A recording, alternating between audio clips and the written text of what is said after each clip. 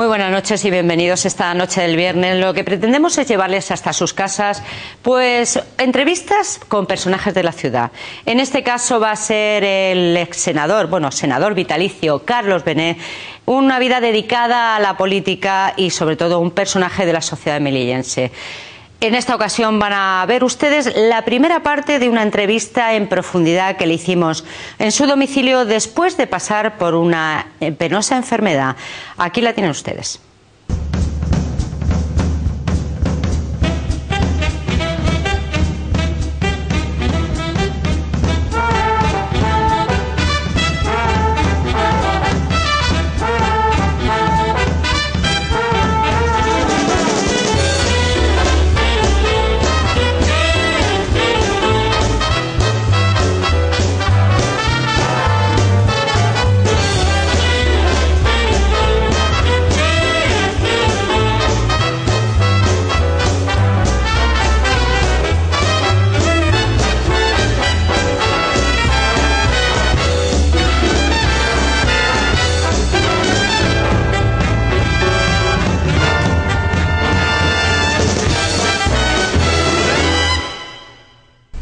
Nos encontramos en la casa de Carlos Benet, senador del Reino.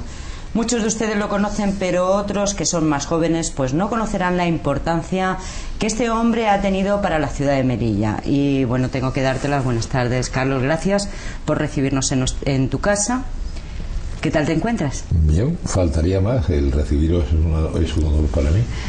Y de espíritu me encuentro muy bien y físicamente recuperándolo.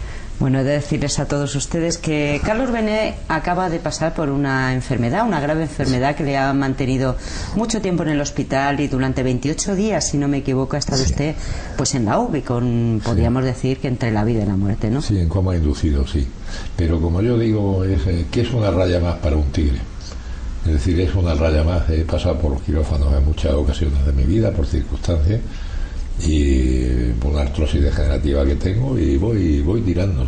Hay días que estoy mejor, días que estoy peor, y como dice la gente de caballería, la muerte no es el final, ¿no? Si ocurre en un momento determinado, pues ha ocurrido. Carlos, a mí me gustaría que conociesen, hay muchas personas en Melilla que lo conocemos pues desde siempre, porque usted es una persona muy importante que ha participado en la vida activa de esta ciudad, tanto política como social, pero hay muchos jóvenes que no le conocen, y a mí me gustaría acercar un poco la figura de Carlos Benet pues a esa gente joven que tiene ese desconocimiento. Podríamos empezar, usted a participar en la vida política, social, pero una característica ha sido siempre su permanencia, sí, porque usted es senador vitalicio. Bueno, como lo es Imbroda también, es decir, el tratamiento no se pierde en cuanto se llega a varias legislaturas, y el presidente autonómico, que es senador también lo es, ¿no? Y don Julio Basset también es un parlamentario. Casualmente, de los que no estamos en activos, nada más que está en Melilla actualmente don Julio Basset, que tiene su farmacia, se ocupa de esos niños, y yo, que estoy en otra situación actualmente, ¿no? ¿Cuántos años ha estado en política activa? En política activa, en el Parlamento, en el Senado. No, desde que usted comienza su vida, porque ahora hablaremos de eso, pero ¿cuántos años? 37 años. ¿Cómo comienza esa inquietud por la vida política? Yo creo que la inquietud la tuve siempre. Es decir, dicen que el hombre político es porque tiene una serie de inquietudes. Para mí la política ha sido mi medio, mi forma, mi vida, mi deseo, mi obligación. Es decir, que para mí lo ha sido y lo sigue siendo todo, porque en un momento determinado que dije que me iba a retirar, siempre dije que iba a seguir haciendo política, vida pública en favor del ciudadano, y que siempre también dije que me quedaría en nuestra tierra, donde vivo, en mi casa, y por eso digo que casualmente gente que hemos pasado por la vida parlamentaria, pues estamos dos aquí. Espero que también el señor Imbroda, que ya va a cumplir 70 años, que ya es una edad para dedicarse a los nietos y esas cosas, que deje algunos cargos y se dedique también a permanecer en Melilla y hacer una vida más grata y agradable. Bueno, si le parece bien, vamos a hacer un recorrido precisamente por esa vida pública. Que usted es padre de dos hijos, de dos hijas, y bueno, a lo largo de la vida me imagino que habrá pasado por momentos difíciles. Y ¿hay algún momento en su vida que le haya hecho pensar en abandonar su vida activa de política y demás, tantos viajes, tantos líos, porque decirle que la vida política a veces es un poco... En un momento determinado, sinceramente te diré que nunca, porque voy a seguir haciendo política. Lo que sí cambian son las formas y los tiempos, es decir, los tiempos te los marcan las situaciones físicas y de edades. No es lo mismo, hay que recordar que yo fui el parlamentario más joven de España con 30 años, ahora mismo pues tengo 58, no me duele prendas decir la edad, pero las condiciones físicas te condicionan bastante a veces, ¿no? Y es una condición, y más en mi caso, estoy muy a gusto viviendo más tranquilo, no me apetece levantarme a las 6 de la mañana para coger un vuelo a las 8. Y como yo digo, hay mañanas que he desayunado aquí, he volado a Málaga a las 9, luego está en Madrid o en Santiago de Compostela, luego en Londres o en Bruselas. Es decir, que con las miles de horas de vuelos que hace un parlamentario, más en el caso de Melilla, y de épocas malas en las que no había vuelos directos como actualmente, que han mejorado las comunicaciones muchísimo con antelación a hace 25 años, hay momentos y momentos, y en este momento desde luego me apetece levantarme a las 10 de la mañana.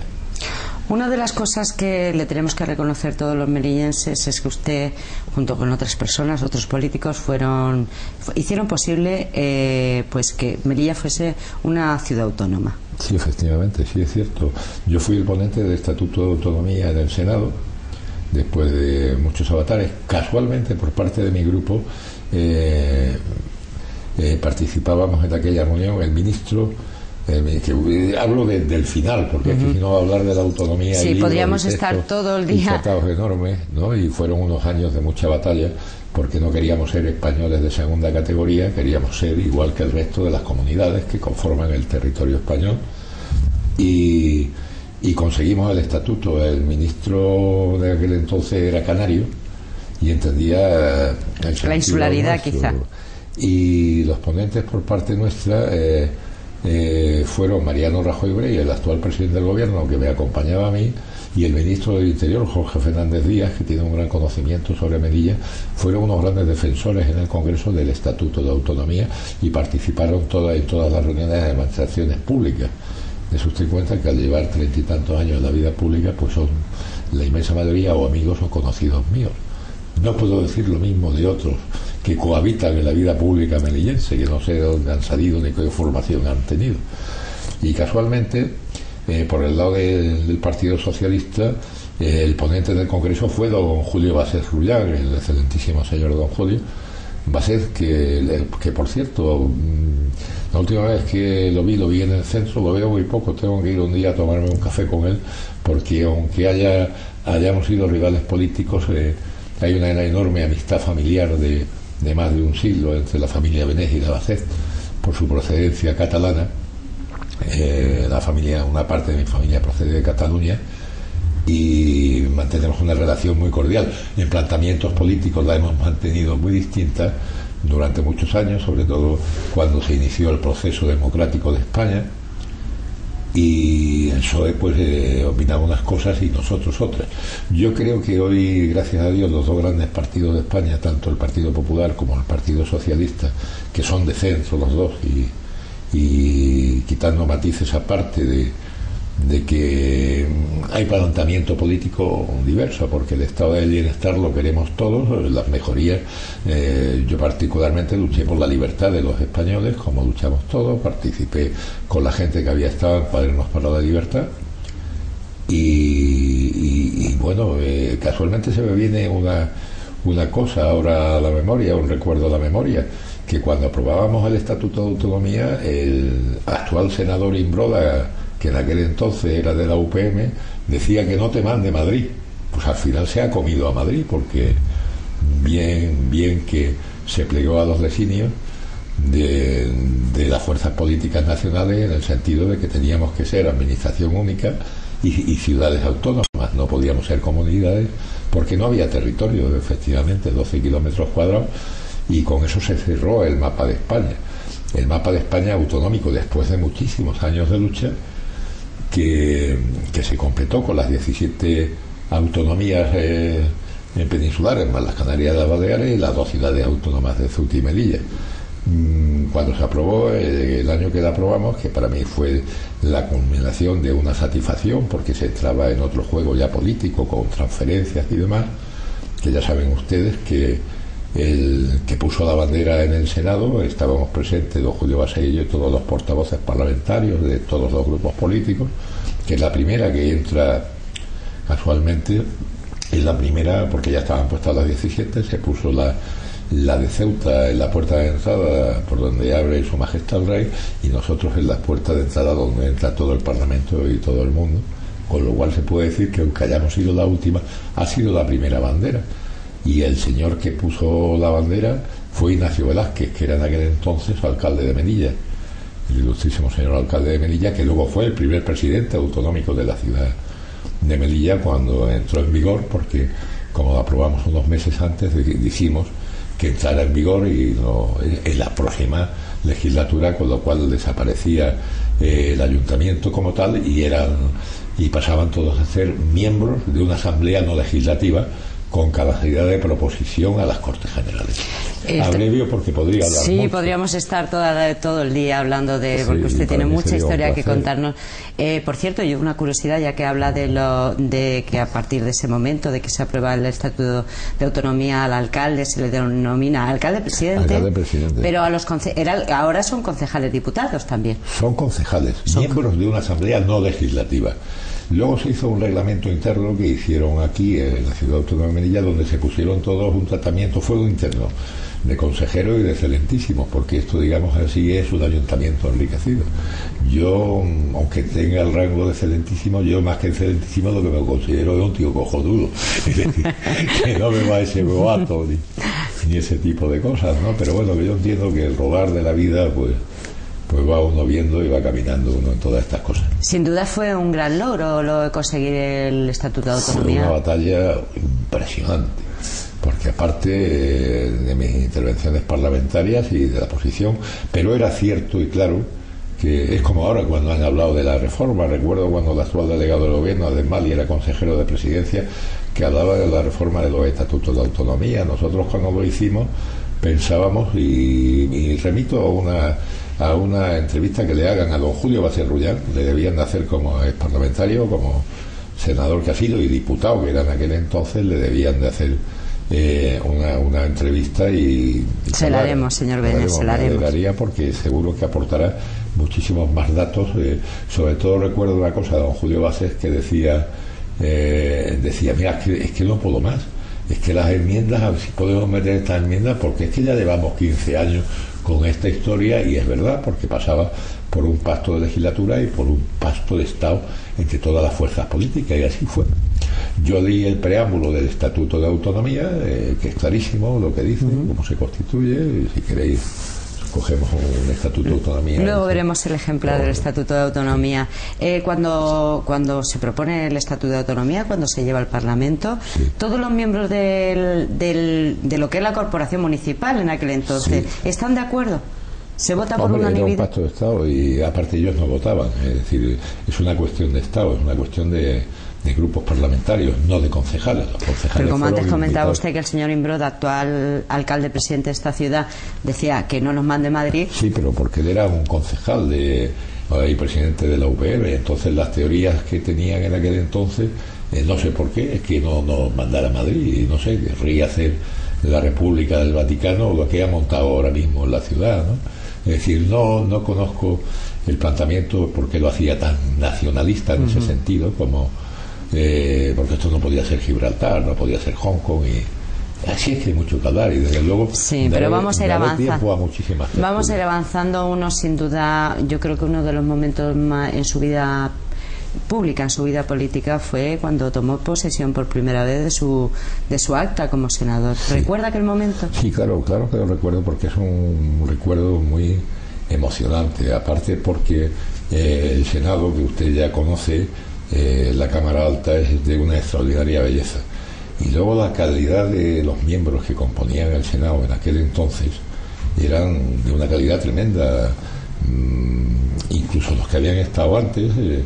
Ya conocía yo los dos parlamentos, tanto el Congreso como el Senado.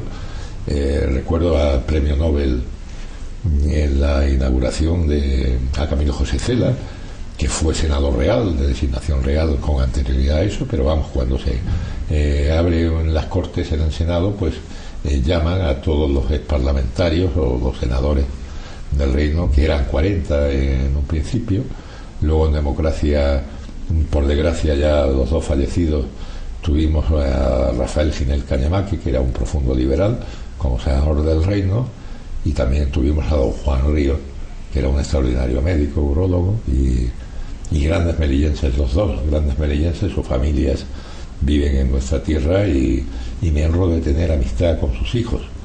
A las mujeres de ellos las veo poco porque saldrán poco o llevan unas vidas paralelas o distintas a las que podemos llevar nosotros. Señor, después de tantos años al servicio de los ciudadanos, porque así entendemos lo que debe ser pues la persona que es designada por el pueblo, que es votada por el pueblo para representarnos en las instituciones.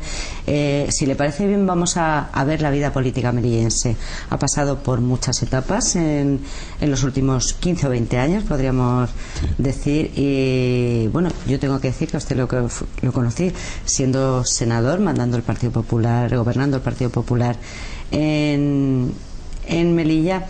Y recuerdo su conexión estrecha con entonces los que es concejales o diputados, como queramos llamarle, y el entonces alcalde presidente, que era Ignacio Velázquez, precisamente. Cuando yo ejercía de defensor del ciudadano en aquel entonces, también estaba en la corporación. ¿Y usted tenía una estrecha relación con ellos? ¿Se estaba al tanto de lo que se estaba...? Sí, al tanto he estado siempre, porque al tanto, afortunadamente, es una tierra pequeña la nuestra, en la que la polémica surge muy rápidamente a través de los medios de comunicación, y a veces las malas interpretaciones sesgadas y otras veces no, indudablemente. Yo creo en la expresión en la libertad de expresión, creo sinceramente en ella. Luché por la libertad, no me gusta la mordaza en los medios de comunicación. Creo que educadamente cada uno puede mantener las posiciones que crea adecuadas, porque es lo que enriquece en sí no solamente el lenguaje público, sino la convivencia en sí. Y como yo digo muchas veces, en el Parlamento Nacional puede haber un gran debate de enfrentamiento y luego comemos todos juntos. Y aquí es que la ciudad autónoma de Cabo, es que entrar en esta valoración, yo siempre lo he dicho, los cargos del ejecutivo, no del legislativo, no debían de estar más de 2 legislaturas, es decir, porque crean unos pequeños reinos de taifas, digámoslo así. No es lógico que haya un presidente autonómico 16 años. Yo no quiero un chavismo como en Venezuela, ni un lo que ha pasado en Andalucía con el otro Chávez, ¿no? Es decir, de Chávez a Chávez.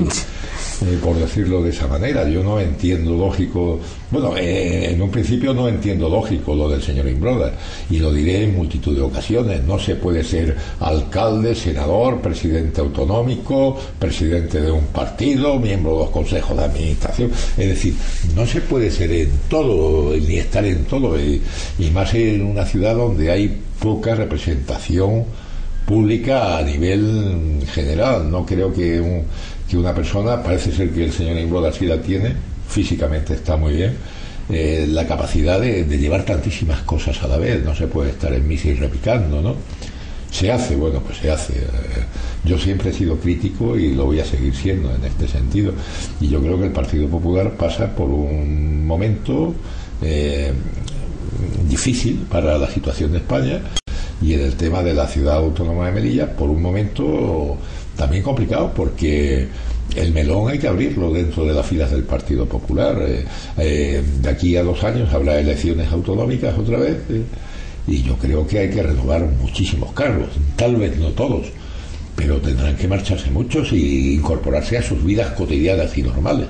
Unos por jubilación de edad, como podría ser el caso del señor Imbroda, porque no puede ser el imbrodismo, no hay nada detrás, y otros porque deben de aportar este grupo parlamentario, que es el proyecto del Partido Popular, fragmentado actualmente en 2, porque casualmente en el Partido Popular Liberal están los que crearon el Partido Popular. Yo fui uno de los fundadores del Partido Popular con Jorge Hernández Mollar, y con Luis Fernández, que ya no vive aquí en Melilla porque es ingeniero y se marchó a la Confederación, y se creó la Gran Coalición Popular. Y lo que no puede ser es que ¿qué va a pasar después? Pues no pasa nada. No creo en el castrismo, no creo en el chavismo, no creo en el imbrodismo, y creo que no es bueno, no es bueno. Y hay un momento determinado que por lo menos hay que retirarse de ciertos cargos y no hacer unas primarias como en el PSOE, pero decir, hombre, es que no se puede copar y ocupar todo.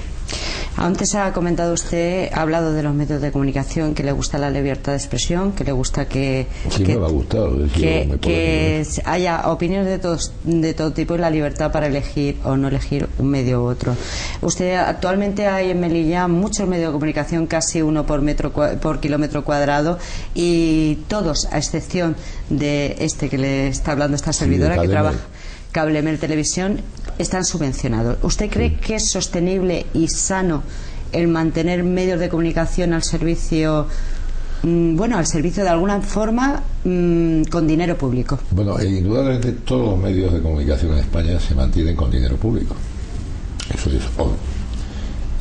Los de la prensa, dependiendo de sus tiradas de prensa, los de televisión, dependiendo de no sé sus cómo audiencias. Se hace el barómetro no sé cómo se hace, y las radios exactamente igual. En el tema de Melilla, pues es un caso muy particular. Hay muchos medios para una ciudad tan pequeña también. En cuanto al tema de las subvenciones, yo creo que todos los medios tienen que recibir subvenciones. Ahí parece ser que hay un entramado legal. Si una televisión por cable que cobra y demás y tal, puede o no puede tener subvención. Yo creo que sí, de una forma directa o indirecta debe tenerla. Ahora, otro tema es el tema político, el caciquismo político, el querer dominar a los miembros de los medios de comunicación, no por antipatía o empatía, ¿no?, sino porque el que ordena y manda paga. Eso me parece erróneo y equívoco, porque al final quien hace eso tiene los pies de barro, no los tiene vendados, porque no se pueden comprar las voluntades, ni se deben de comprar. Yo entiendo que hay quien cambia de opinión, depende del medio que esté, porque la gente tiene que vivir y tiene que comer, pero en aras a la libertad no es bueno. No es bueno. El sectarismo nunca ha sido bueno ni es adecuado.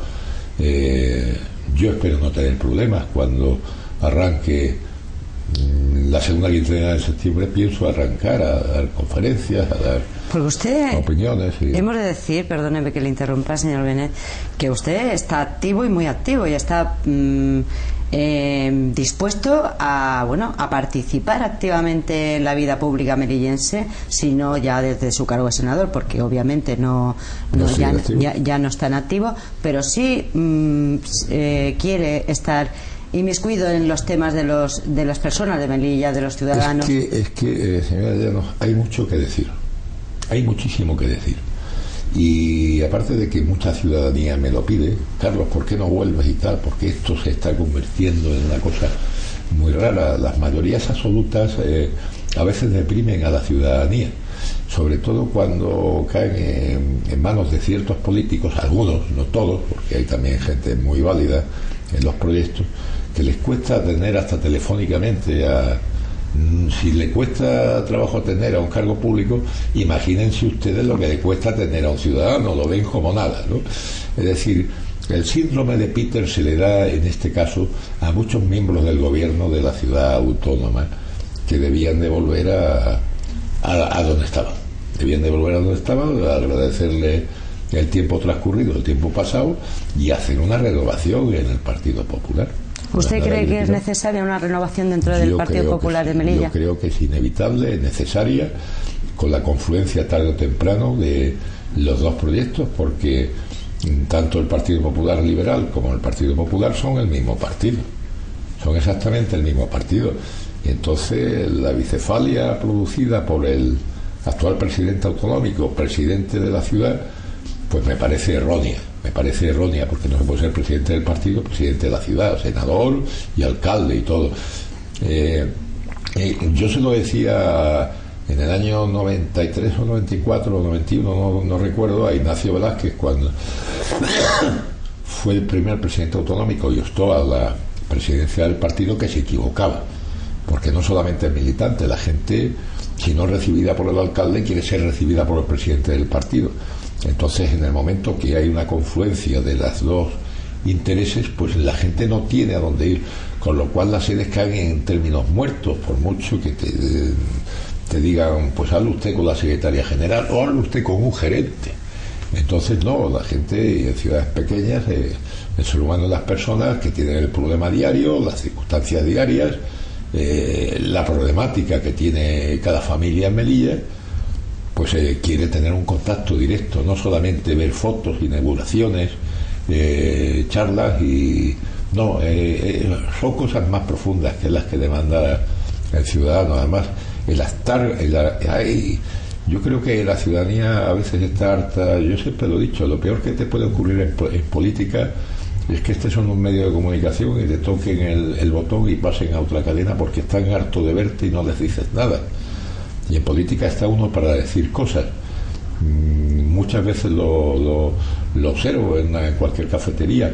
La gente no lee la prensa, es decir, sale Imbroda y ve la foto de Imbroda, de Marín, del delegado del gobierno, pero la gente ve el titular y pasa a la página, porque es que no es de interés colectivo ya ni lo que explican ni lo que dicen, porque la ciudadanía es más lista de lo que se supone. En libertad cada uno piensa como piensa y todo llega al público. A veces llega al ciudadano en tierras como las nuestras antes de que haya llegado a los medios de comunicación el conocimiento. Yo tenía ayer conocimiento de lo que estaba aconteciendo en la frontera con los 50 que han saltado, que se han metido en la casa de Aberchán, 30 de ellos. Lo tenía aquí mismo, no voy a decir con qué persona, en el momento que estaba ocurriendo. Me estaba enterando de que estaba ocurriendo y que iba a haber un follón. Y me he tirado casi 4 meses pasando muchas noches y muchas madrugadas la frontera, visitándola, viendo a la gente, cosa que me lo puedo permitir. He cruzado muchísimo la frontera de madrugada después de tomarme unas copas y tal. He ido a tomarme unos pinchos allí, unas chuletitas de cordero a las 3, a las 4, a las 5 de la mañana. He visto las entradas de las 8 de la mañana, el enorme tapón que se produce, que es inconcebible que uno pueda volar a Madrid en 1 hora y media o a París en 3 horas y tú, después de haber cruzado todo un país, tengas que estar 4 o 5 horas en la frontera, entendiendo los problemas de inmigración que hay, el problema que hay con los saharianos, el problema que hay con los menores, los problemas endémicos de la ciudad de Melilla, y que los entiendo y los entendemos todos, ¿no? Que vaya plato que de mal gusto que nos ha tocado. Yo lo dije ya en la época que era delegado del gobierno Enrique Beamuzo, que era con el gobierno de Aznar, que me parecía un error hacer unos centros de acogida o de residencia temporal, porque era una llamada sin fin y se ha demostrado con el tiempo. Es decir, ¿dónde nos van a dar de comer? Nos van a... Pero perdóneme, señor Benet, ¿usted cree que el fin de los inmigrantes que intentan saltar, que no creo que lo pasen nada bien, porque están al otro lado de la frontera aguantando realmente penurias, ¿no? Sí. ¿Usted cree que el fin es llegar a Melilla? No, es llegar a la Comunidad Económica Europea, pero es como es territorio nacional español, ya tienen derecho a todo, todo dentro, aunque estemos fuera del Tratado de Schengen, tienen derecho a todo, ¿no? Asistencia y a todo. Y ahí es donde hay ya una enorme polémica con la propia ciudadanía. La propia ciudadanía está harta y yo creo que las fuerzas y cuerpos de seguridad están hartos de contener. No se puede permitir ni se debe permitir el asalto a una valla. Oiga, yo voy a la casa de alguien y llamo a la puerta o paso por la puerta, intento, no entro por una ventana, no soy un furtivo. Es decir, que hay que plantear las cosas. Aparte que uno diga, hombre, es que vienen del hambre, que yo también lo dudo, porque con esa fortaleza, y además cuando una persona paga 3.000 euros para que te transporten en un coche, hay dinero para pagar eso. ¿Estamos hablando de mafias, señor Benet? Indudablemente, de mafias, y además han caído guardias civiles y han caído policías de aquí de la plantilla, es decir, y de la plantilla de Marruecos, es decir, claro que hay mafias organizadas. A los hechos me remito. Es decir, como hay mafias de la droga y del chocolate. Para mí es triste saber que hace 1 mes y medio detuvieron a un policía nacional con 225 kilos de hachís en el coche.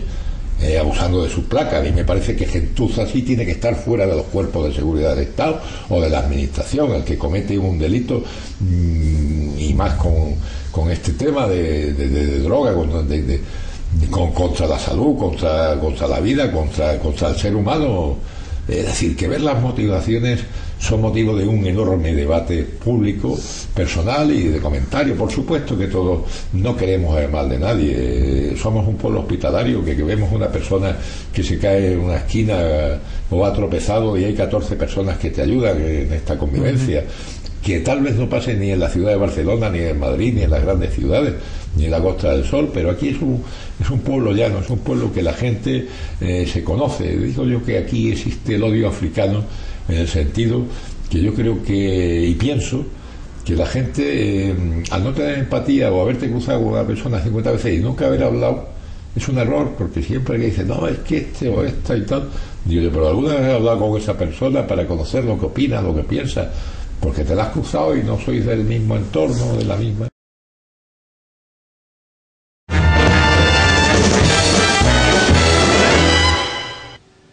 Pues espero que esta parte de la entrevista les haya servido para conocer un poco mejor a la persona y al personaje político de Carlos Benet. Nosotros nos despedimos hasta el martes, ya saben, a partir de las 8:30 tendremos nuestra programación habitual con luz propia, esta, su casa, y les esperamos.